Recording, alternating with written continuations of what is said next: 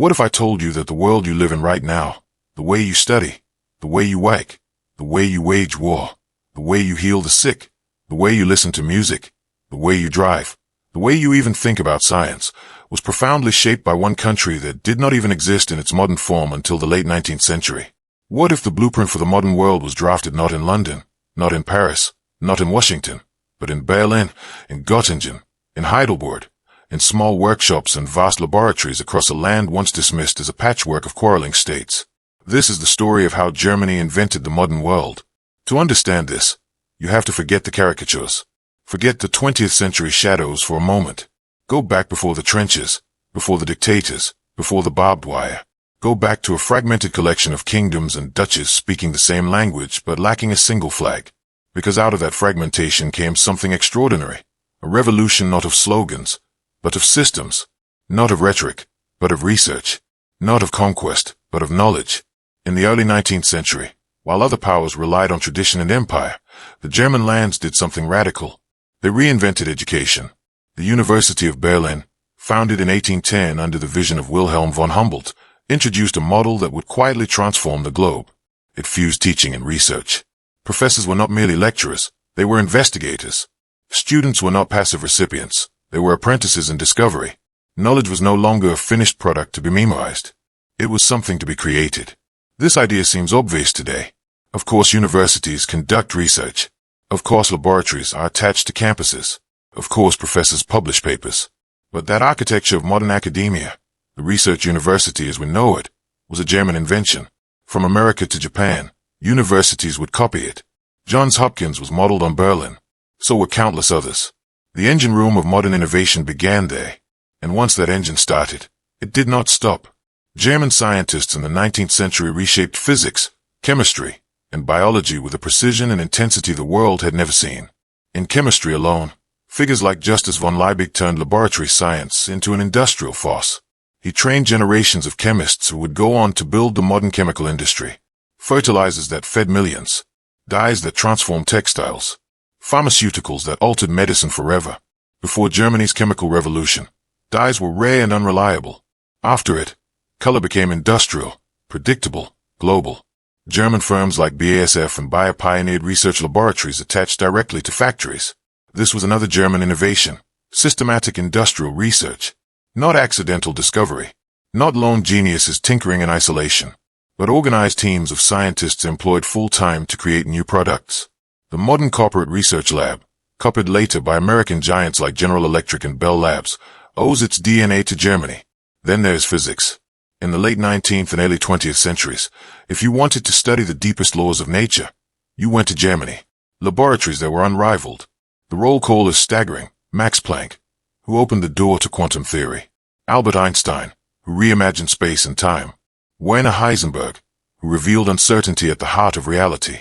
These were not isolated sparks. They were part of an ecosystem that prized theoretical depth and mathematical rigor. Even the way science was organized internationally bears German fingerprints. The doctoral degree, the PhD, is a standard research qualification, spread globally through the German model. Peer-reviewed journals flourished in that environment. Specialization deepened. Disciplines crystallized. The modern scientific profession, with its conferences, citations, and laboratories, matured in German-speaking Europe. But Germany did not only shape how we think, it reshaped how we build. By the late 19th century, the newly unified German Empire had become an industrial titan. Railways knit the land together. Steel production surged. Engineering became a national obsession. Precision was elevated to culture. German firms became synonymous with technical excellence. Siemens in electrical engineering, Krupp in steel and armaments, Daimler and Benz in the internal combustion engine. Yes, the automobile. Karl Benz patented one of the first practical motorcars in 1886. Gottlieb Daimler developed high-speed engines. The idea that personal mobility could be mechanized and commercialized took decisive form in Germany. Today, the global car industry is a pillar of modern life. Its early heartbeat pulsed in German workshops. Electricity, too, found powerful champions there. German engineers advanced generators, lighting systems, and urban electrification. Entire cities were reimagined around power grids and industrial efficiency. The modern metropolis, lit, wired, mechanized, was not just a British or American story. It was deeply German. And then there was medicine. German universities in the 19th century became the world's leading centers of medical research. Figures like Robert Koch identified the bacteria responsible for tuberculosis and cholera. Germ theory moved from speculation to systematic science. Laboratories replaced guesswork. Diagnosis became evidence-based. Hospitals became sites of research, not merely care. The implications were enormous.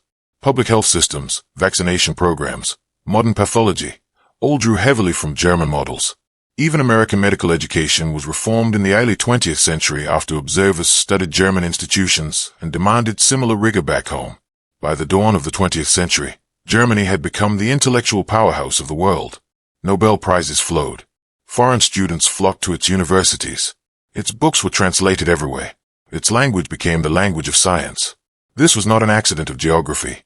It was the result of deliberate structure, disciplined education, state support for research, close ties between academia and industry, and a cultural reverence for scholarship and technical mastery.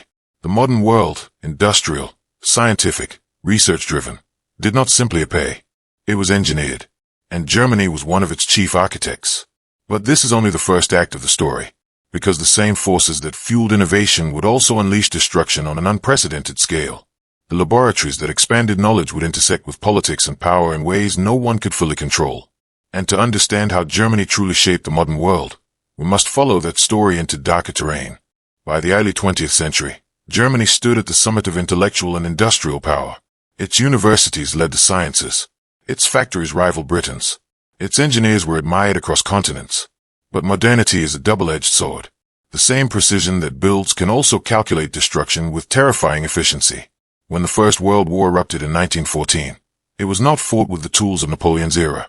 It was fought with the tools of the laboratory and the factory. Industrialized warfare, machine guns, heavy artillery, chemical weapons, turned battlefields into mechanized slaughterhouses. Germany was not alone in this transformation, but it was central to it. Consider chemical warfare. The same chemical expertise that had revolutionized fertilizers and dyes was redirected toward poison gas. Fritz Haber, a brilliant chemist who had helped solve one of humanity's greatest problems, how to synthesize ammonia and create artificial fertilizer, also oversaw the first large-scale chlorine gas attack at Ypres in 1915. The modern world's capacity to feed billions and its capacity to suffocate soldiers in trenches came from the same scientific roots. That is the paradox of Germany's invention of modernity. It amplified both life and death. And yet, even in the chaos of war and defeat, innovation did not stop. After 1918, Germany faced humiliation, economic collapse, and political instability. The Weimar Republic struggled under reparations and hyperinflation. But culturally and intellectually, it exploded with creativity. Berlin in the 1920s became one of the most vibrant cities on earth. Architecture shifted toward functionalism. The Bauhaus movement, founded by Walter Gropius, redefined design. It stripped away ornament and asked a revolutionary question. What if form followed function? What if buildings, furniture, typography, even everyday objects, were designed rationally, efficiently, for mass production? Today, minimalism feels natural. Clean lines, geometric clarity, industrial materials, these are staples of modern design. But they were once radical. Bauhaus principles shaped everything from skyscrapers in Chicago to furniture in Tokyo. The aesthetic of the modern city, the clean corporate office, the streamlined apartment, these carry a German signature. At the same time, German thinkers were reshaping philosophy and social theory. Figures like Martin Heidegger, Max Weber, and members of the Frankfurt School wrestled with the meaning of industrial society. They asked what happens when tradition dissolves and bureaucracy replaces community. They analyzed capitalism, authority, rationalization. Even today, when sociologists speak of the iron cage of bureaucracy, they echo Weber. Modern self-awareness, our habit of questioning systems, critiquing power structures, examining culture through theory, owes much to German intellectual life. And then came 1933. When the Nazis seized power, Germany's scientific and cultural dominance did not simply vanish. It was distorted, weaponized, and ultimately scattered across the globe. Jewish scientists and political dissidents fled. Among them was Albert Einstein. So were countless chemists, physicists, mathematicians, and doctors. In one of history's great ironies, Nazi persecution exported German intellectual capital to the United States and Britain. The very regime that sought racial purity accelerated a global brain transfer. American universities filled with German-trained scholars. Research models were transplanted. Scientific leadership shifted westward. but its foundations remained German. The Second World War pushed technological modernity into overdrive. Germany developed advanced submarines, jet aircraft, and ballistic missiles. The V-2 rocket, engineered under Werner von Braun, was the first long-range guided ballistic missile. It was also the ancestor of modern space travel. After the war, von Braun and other engineers were brought to the United States. They would help design the Saturn V rocket that carried astronauts to the moon. So when humanity took its first steps beyond Earth, it did so using technology that traced back to German wartime innovation. Again, the paradox persists. The same ingenuity that built death machines laid groundwork for space exploration. Meanwhile, the Holocaust exposed the most horrifying capacity of modern bureaucratic organization. Genocide was not carried out as medieval chaos. It was administered through files, schedules, rail timetables, and industrial processes. The Holocaust was a crime of hatred, but it was also a crime of systematized efficiency. It revealed how modern structures, detached from morality, can become instruments of unimaginable evil. This is part of Germany's imprint on the modern world as well, the lesson that rational systems are not inherently humane, that science without ethics is dangerous, that progress without restraint can turn monstrous. After 1945, Germany lay in ruins, physically shattered, morally disgraced, politically divided. Yet from that devastation emerged another chapter of modern invention. West Germany rebuilt with astonishing speed. The Wirtschaftswunder, the economic miracle, transformed rubble into prosperity within a generation. Social market capitalism combined free enterprise with social welfare protections. It offered a model distinct from both Soviet central planning and unrestrained laissez-faire capitalism. Modern European economic integration, what would eventually become the European Union, was deeply shaped by West Germany's commitment to cooperation and stability. A nation that had twice plunged the continent into war became one of its strongest advocates for unity. East Germany, under Soviet influence, followed a different path: planned economy, surveillance state, ideological rigidity. And so Germany became the front line of the Cold War, physically divided by the Berlin Wall. That wall was not just concrete. It was a symbol of the modern ideological split between capitalism and communism. When it fell in 1989, the images circled the globe. But more than that, the event signaled something profound: the collapse of a 20th century order born from industrialized conflict and ideological extremes, forces in which Germany had been central. To say Germany invented the modern world is not to say it acted alone. Britain industrialized early. France shaped revolution. America industrialized at scale. But Germany provided the structure, the research university, the corporate laboratory, the fusion of science and state, the philosophical interrogation of modernity, the technological escalation of warfare, and later, the model of social market recovery.